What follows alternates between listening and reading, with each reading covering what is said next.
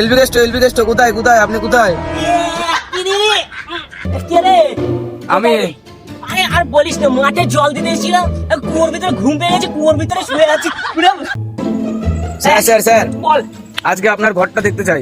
Home tour? আচ্ছা আগে বলবি তো, চল এমন এখানে বের করো। এলবি কেষ্ট তো দেখতে পাচ্ছি, এটা আমার রান্নাঘর, ঠিক আছে? রান্নাঘর, এখানে 200+ লোকজন রান্না করে, রাশিয়ান থেকে ইম্পোর্টেন্ট করা লোকজন। রান্নাঘরটা তো চুল মারবি না, রান্নাঘরে যেতে হবে না।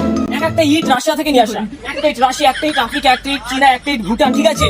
ঠিক আছে, অনেক রকম ইট আছে আমার এখানে, অনেক রকম। আর কি শুনবি?